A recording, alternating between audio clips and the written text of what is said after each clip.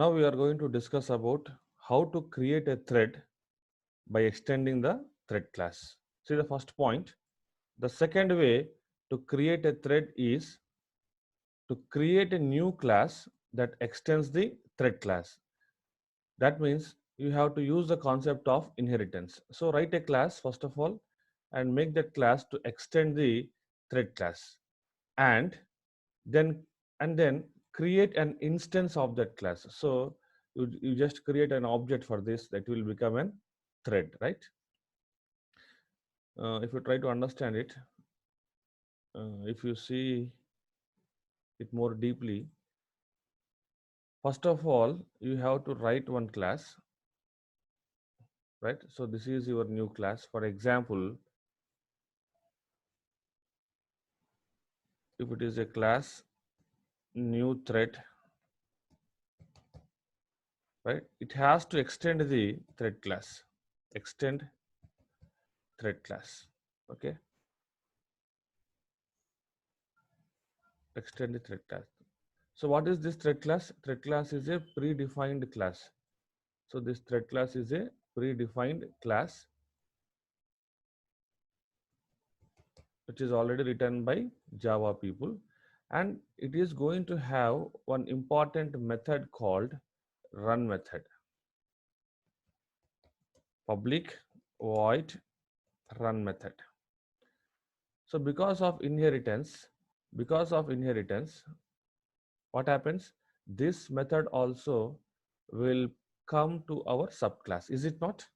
Because of inheritance, this void method will come to the subclass, and it is now this new class, it has to now provide the body of its own for this run method. Okay, so we have to write the run method here, write the run method, right, and try to provide body for that run method. So this run method will become a starting point for the new thread. Okay, so before that we have to create object for this. Okay, so create the object for this, and this run method will become that object. Okay, after creating the object, that object itself becomes a thread, and this run method will become the starting point of that thread. Okay, so this is the uh, basic basic point in creating a thread by using the thread class. The extending class must override the run method. Just now I told you, right? So this is our extending class. It has to override the run method. So run method is already present in the thread class. It has to be overridden. Overridden means already some body will be, default body will be there. I don't want that statements. I want my own statements. That is called as method overriding. That I have to do, and that run method will become the entry point for the new thread. Okay, and it must also call the start method. So obviously, in order to call the run method directly, we cannot do it. You first call the you first call the start method, and start will call this run method, then the thread will start execution. Okay, see this program. We will try to understand this program by taking an example.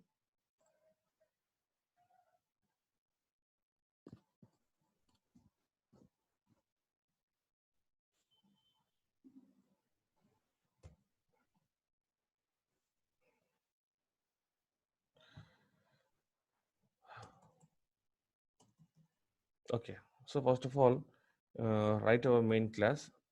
Okay, class thread demo public static void main of string args, right? Now, what I'm going to do is, if this is your main thread, right? I mean this one, and this is your child thread, which we are going to create now. So I'm going to give task for both main thread as well as the child thread. So the task of this main thread is printing the numbers from 5 to 1, Okay, 5 to 1 with a gap of 1 second, and child thread is also having the same task, printing the numbers from 5 to 1 with a gap of only half second. So these are the tasks what we are going to give to our main thread as well as the child threads. Okay, so in order to do that, write one for loop for int I.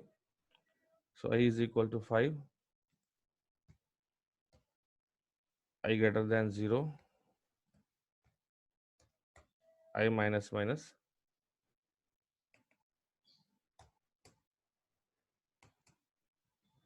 So it has to print it system dot out dot system dot out dot print in a new line main thread, right? So these values are being printed by the main thread, right?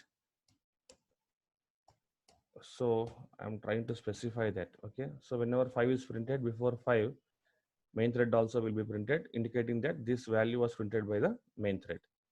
And sleep method, right? Thread dot sleep of 1000 nanoseconds means 1 millisecond, right? And I told you this sleep method will cause the uh, interrupted exception, right? So definitely we have to keep this statement in the try block. So write the try block, try, and keep all the statements inside the try block. Okay, close the try, followed by the catch block, right? Followed by the catch block.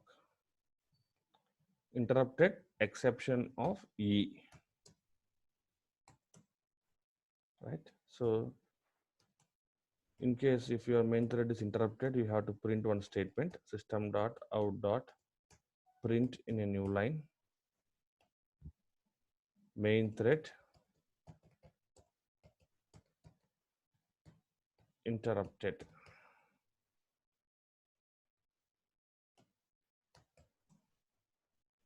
Close that.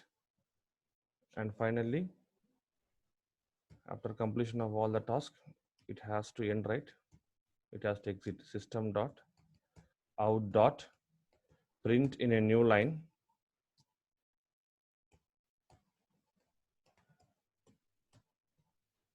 main thread exiting,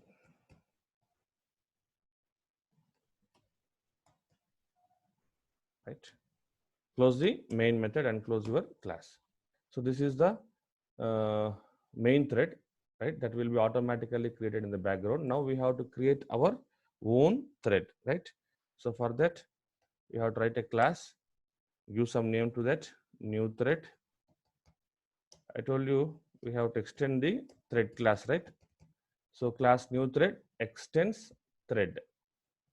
Extends is the keyword. Now what is the task of the child thread? It also has to print the numbers, right? So you try to copy the same code. Control C. Okay, before copying, I told you uh, this child thread has to override the run method, right? So do that. Public void run method, right? So this will be the starting point of a newly created thread, and this thread has to do the task of printing the numbers, right? So now copy all these things. Copy all these things and again paste them and try to do some modifications. This is a child thread, right? So child thread plus I, and next. So this is a child thread, and here child thread interrupted, and here child thread exiting, right? And close this run method.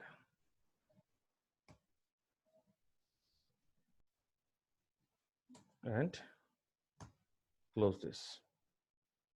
right? Now, if you remember one point I told you in the slides, see here, and then create an instance of that class. So whatever the class that is extending, I want talking about this class. For this class, I have to create an object, right? So where we have to create the object? In the main method, I have to create the object. So what is the statement we have to write in the main method? Simply write new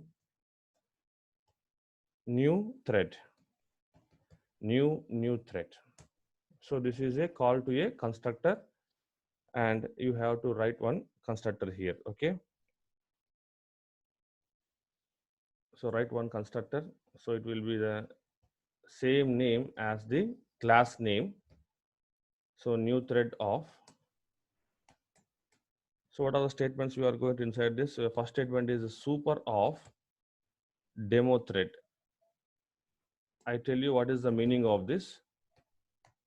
So super means calling the super class constructor. So what is the super class constructor?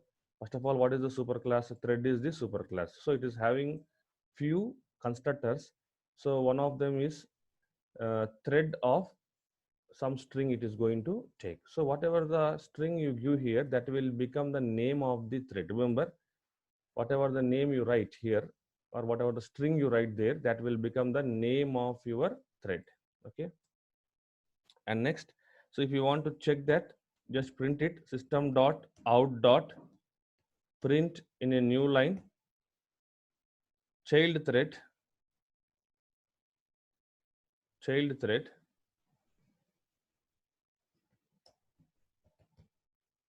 child thread, right, plus. So what is the keyword? We have to use this means current object. So current object itself is a thread, right? So description about that thread will be printed. That means its name also will be printed. Okay, now we have to start the run method, or we have to begin the execution of the start method, because it is the starting point for the thread, right? So how to begin the execution of run method? Simply call the start method and close this, right? So now the program is over. Now we have to compile it and execute it. So copy that class name, save as thread demo dot java. It is already there, replace it. And now we have to compile it, right? So go to your current folder. So my current folder is Java CSC, sorry, CD Java CSC, right?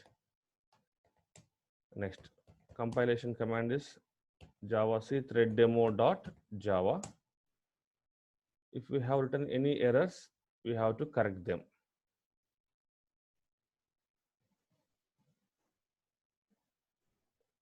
It is still under compilation. So what kind of output you are expecting? Main thread has to print uh, the numbers 5 to 1 with a gap of 1 second, and the child thread has to print the numbers again from 5 to 1 with a gap of half second. But in the program we have not changed, we kept it as 1000 only. So all numbers are going to be printed with a gap of 1 second only, right? Java thread demo, right? Okay, see here, this is the 5, this 5 is printed by the main thread, and this 5 is printed by the child thread, and this 4 is printed by the child thread, and this 4 is printed by the main thread. So the order of execution, sometimes it may changes. It depends upon your processor speed and your CPU idle time, everything, right? So the output varies from one computer to the another computer. Okay, here at the end, child thread is exiting and main thread is exiting. So what I want to do at this point is, I'm going to change the task. Okay, for every half second, child thread has to print the value, right? So compile it. So that means your child thread is going to finish your task in finish is that task in 2.5 seconds, right? But whereas your main thread is going to complete in 5 seconds.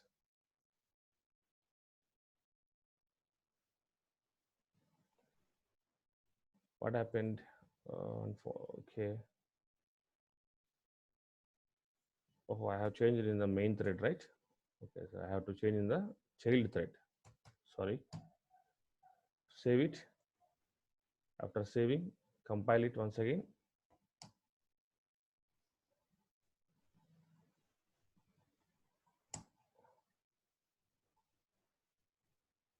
Compilation is taking place. Now again execute it. Now this time you observe child thread is printing more fast when compared to the main thread. Okay, so child thread at this point it has stopped. Okay, that means it completed task in within 2.5 seconds, right? So this is the program. In the next class we will discuss the next topic.